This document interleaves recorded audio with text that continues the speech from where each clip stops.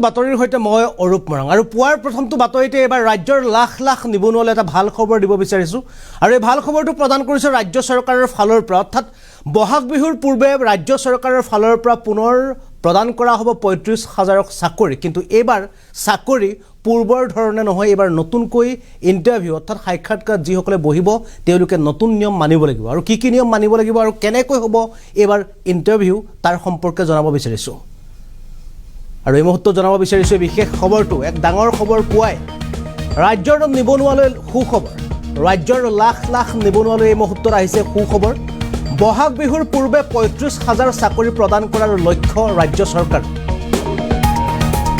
মুখ্যমন্ত্ৰীয়ে ঘোষণা কৰিলে বিশেষ তথ্য মুখ্যমন্ত্ৰীৰ ফালৰ পৰা ঘোষণা কৰা হৈছে বিশেষ তথ্য তৃতীয় আৰু চতুৰ্থ বৰ্গৰ চাকৰিৰ দিন ঘোষণা কৰিছে তৃতীয় আৰু চতুৰ্থ বৰ্গৰ চাকৰিৰ দিন ঘোষণা কৰিছে এপিএছচিৰ আৰ্হিত এডিআৰে পৰীক্ষা অনুষ্ঠিত কৰিব অৰ্থাৎ লোকসেৱা আয়োগৰ যি পদ্ধতি সেই পদ্ধতিয়ে অনুষ্ঠিত হ'ব তৃতীয় বৰ্গৰ ৭৫০০ চতুৰ্থ বৰ্গৰ ৪৫০০ নিযুক্তি দিয়া হ'ব গণিত বিষয়ৰ বাবে সুকীয়াকৈ দিয়া হ'ব শিক্ষক নিযুক্তি গুৰুত্বপূৰ্ণ মন্তব্য কৰিছে ৰাজ্যৰ মুখ্যমন্ত্ৰী ডক্টৰ হিমন্ত বিশ্ব শৰ্মাই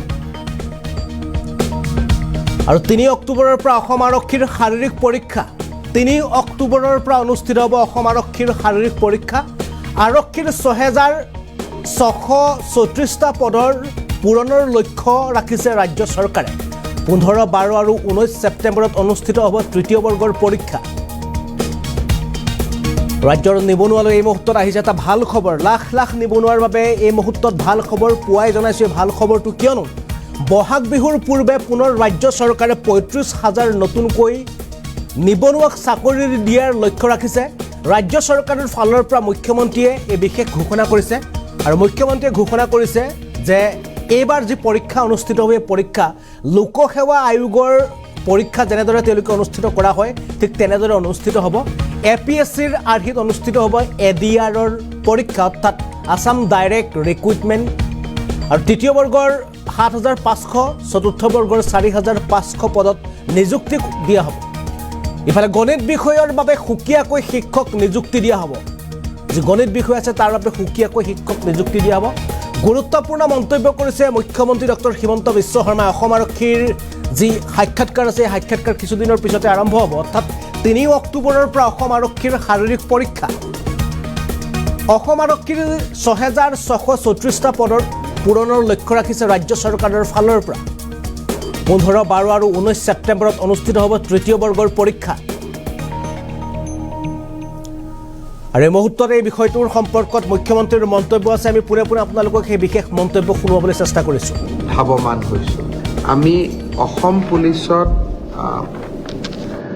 ৬,৪৩৪টা পোষ্টৰ বাবে আবেদনৰ প্ৰক্ৰিয়া আৰম্ভ কৰিছিলোঁ আৰু আজি আমি সিদ্ধান্ত ল'লোঁ যে অহা ৩ অক্টোবৰৰ পৰা পুলিচৰ ফিজিকেল টেষ্টসমূহ আৰম্ভ হ'ব এডিআৰইৰ আছাম ডিৰেক্ট ৰিক্ৰুটমেণ্ট এক্সামিনেশ্যন যাক আমি চমুকৈ এডিআৰই বুলি কওঁ এডিআৰইৰ গ্ৰেড 3 পোষ্টসমূহৰ পৰীক্ষা ১৫, ২২ আৰু ২৯ ছেপ্টেম্বৰত অনুষ্ঠিত হ'ব মই আকৌ এবাৰ কৈছোঁ যে গ্ৰেড 3 পোষ্টসমূহৰ বাবে ইণ্টাৰভিউ ১৫, ২২ আৰু ২৯ ছেপ্টেম্বৰত অনুষ্ঠিত হ'ব এই পৰীক্ষা এইবাৰ লোকসেৱা আয়োগে পতা পৰীক্ষাৰ আৰ্হিত হ'ব প্ৰথমতে প্ৰিলিমিনাৰী পৰীক্ষা হ'ব তাৰ পিছত মেইনছ হ'ব আৰু মেইনছৰ পিছত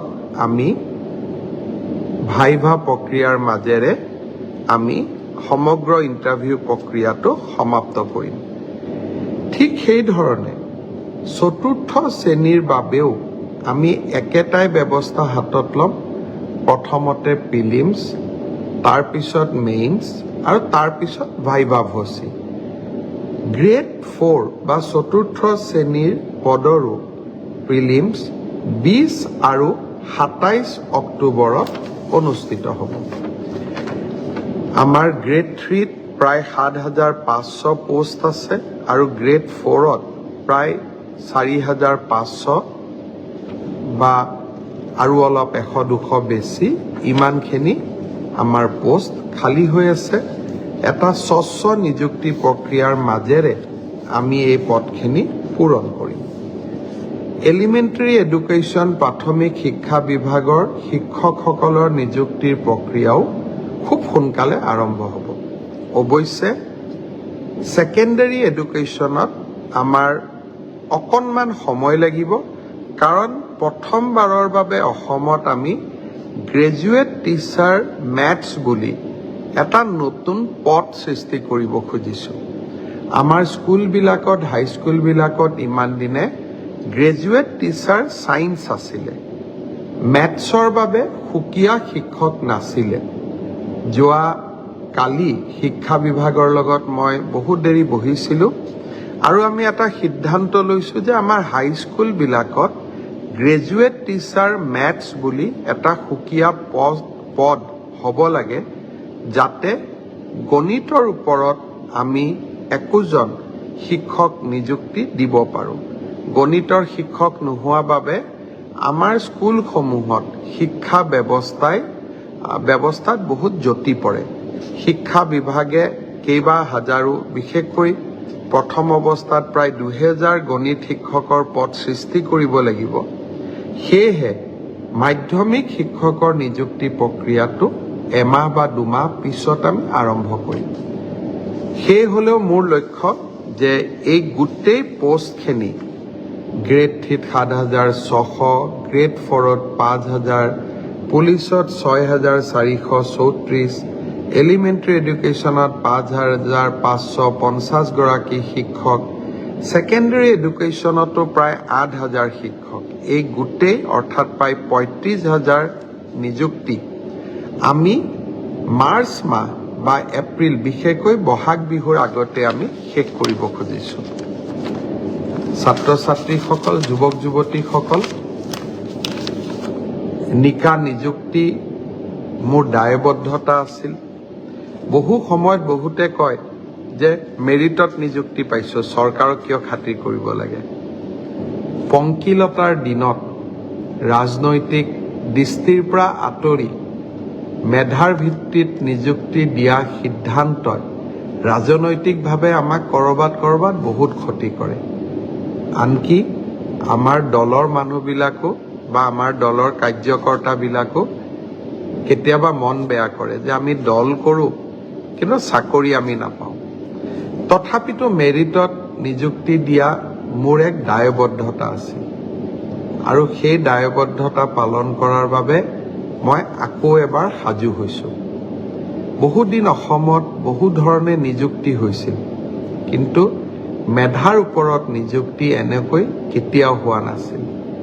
1 লাখ নিযুক্তি সমাপ্ত কৰি নিৰ্বাচনী সভাবিলাকত মই যি ধৰণে প্ৰতিশ্ৰুতি দিছিলোঁ যে মই আৰু 50,000 নিযুক্তিৰ ব্যৱস্থা কৰিম, তাৰ প্ৰতি ধাৱমান হৈছোঁ।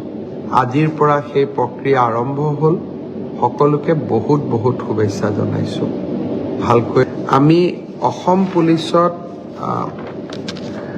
6434টা পোষ্টৰ বাবে আবেদনৰ প্ৰক্ৰিয়া আৰম্ভ কৰিছিলোঁ আৰু আজি আমি সিদ্ধান্ত ল'লোঁ যে অহা 3 অক্টোবৰৰ পৰা পুলিচৰ ফিজিকেল টেষ্টসমূহ আৰম্ভ হ'ব। ADRE Assam direct recruitment examination, যাক আমি চমুকৈ ADRE বুলি কওঁ, ADREৰ গ্ৰেড 3 পোষ্টসমূহৰ পৰীক্ষা 15, 22 আৰু 29 ছেপ্টেম্বৰত অনুষ্ঠিত হ'ব। মই আকৌ এবাৰ কৈছোঁ যে গ্ৰেড 3 পোষ্টসমূহৰ বাবে ইণ্টাৰভিউ 15, 22 আৰু 29 ছেপ্টেম্বৰত অনুষ্ঠিত হ'ব। এই পৰীক্ষা এইবাৰ লোকসেৱা আয়োগে পতা পৰীক্ষাৰ আৰ্হিত হ'ব। প্ৰথমতে প্ৰিলিমিনাৰী পৰীক্ষা হ'ব, তাৰ পিছত মেইনছ হ'ব আৰু মেইনছৰ পিছত আমি ভাইভা প্ৰক্ৰিয়াৰ মাজেৰে আমি সমগ্ৰ ইণ্টাৰভিউ প্ৰক্ৰিয়াটো সমাপ্ত কৰিম। ঠিক সেইধৰণে 4ৰ্থ শ্ৰেণীৰ বাবেও আমি একেটাই ব্যৱস্থা হাতত ল'ম। প্ৰথমতে প্ৰিলিমছ, তাৰপিছত মেইনছ আৰু তাৰপিছত ভাইভা ভচি। গ্ৰেড 4 বা চতুৰ্থ শ্ৰেণীৰ পদৰো প্ৰিলিমছ 20 আৰু 27 অক্টোবৰত অনুষ্ঠিত হ'ব। আমাৰ গ্ৰেড 3ত প্ৰায় 7,500 পোষ্ট আছে আৰু গ্ৰেড 4ত প্ৰায় 4,500 বা আৰু অলপ 100-200 বেছি, ইমানখিনি আমাৰ পোষ্ট খালী হৈ আছে। এটা স্বচ্ছ নিযুক্তি প্ৰক্ৰিয়াৰ মাজেৰে আমি এই পদখিনি পূৰণ কৰিম। এলিমেণ্টাৰী এডুকেশ্যন প্ৰাথমিক শিক্ষা বিভাগৰ শিক্ষকসকলৰ নিযুক্তিৰ প্ৰক্ৰিয়াও খুব সোনকালে আৰম্ভ হ'ব। অৱশ্যে ছেকেণ্ডাৰী এডুকেশ্যনত আমাৰ অকণমান সময় লাগিব, কাৰণ প্ৰথমবাৰৰ বাবে অসমত আমি গ্ৰেজুৱেট টিচাৰ মেথছ বুলি এটা নতুন পদ সৃষ্টি কৰিব খুজিছোঁ। আমাৰ স্কুলবিলাকত, হাইস্কুলবিলাকত ইমান দিনে গ্ৰেজুৱেট টিচাৰ ছায়েন্স আছিলে, মেথছৰ বাবে সুকীয়া শিক্ষক নাছিলে। যোৱা কালি শিক্ষা বিভাগৰ লগত মই বহুত দেৰি বহিছিলোঁ আৰু আমি এটা সিদ্ধান্ত লৈছোঁ যে আমাৰ হাইস্কুলবিলাকত গ্ৰেজুৱেট টিচাৰ মেথছ বুলি এটা সুকীয়া পদ হ'ব লাগে, যাতে গণিতৰ ওপৰত আমি একোজন শিক্ষক নিযুক্তি দিব পাৰোঁ। গণিতৰ শিক্ষক নোহোৱা বাবে আমাৰ স্কুলসমূহত শিক্ষা ব্যৱস্থাত বহুত জটি পৰে। শিক্ষা বিভাগে কেইবা হাজাৰো, বিশেষকৈ প্ৰথম অৱস্থাত প্ৰায় 2000 গণিত শিক্ষকৰ পদ সৃষ্টি কৰিব লাগিব। সেয়েহে মাধ্যমিক শিক্ষকৰ নিযুক্তি প্ৰক্ৰিয়াটো এমাহ বা 2 মাহ পিছত আমি আৰম্ভ কৰিম। সেই হ'লেও মোৰ লক্ষ্য যে এই গোটেই পোষ্টখিনি গ্ৰেড 3ত 7,600, গ্ৰেড 4ত 5,000, পুলিচত 6,434, এলিমেণ্টাৰী এডুকেশ্যনত 5,550 গৰাকী শিক্ষক, ছেকেণ্ডাৰী এডুকেশ্যনতো প্ৰায় 8,000 শিক্ষক, এই গোটেই অৰ্থাৎ প্ৰায় 35,000 নিযুক্তি আমি মাৰ্চ মাহ বা এপ্ৰিল, বিশেষকৈ বহাগ বিহুৰ আগতে আমি শেষ কৰিব খুজিছোঁ। ছাত্ৰ ছাত্ৰীসকল, যুৱক যুৱতীসকল, নিকা নিযুক্তি মোৰ দায়বদ্ধতা আছিল। বহু সময়ত বহুতে কয় যে মেৰিটত নিযুক্তি পাইছোঁ, চৰকাৰক কিয় খাতিৰ কৰিব লাগে।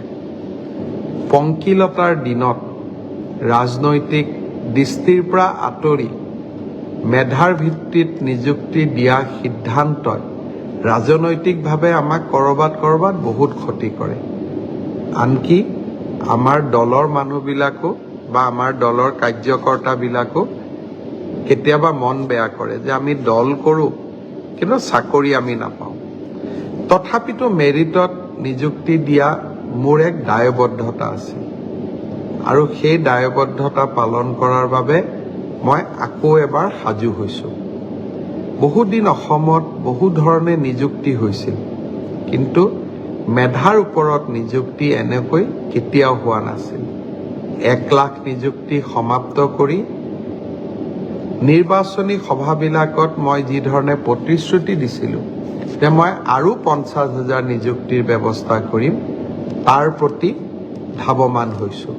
আজিৰ পৰা সেই প্ৰক্ৰিয়া আৰম্ভ হ'ল। সকলোকে বহুত শুভেচ্ছা জনাইছোঁ।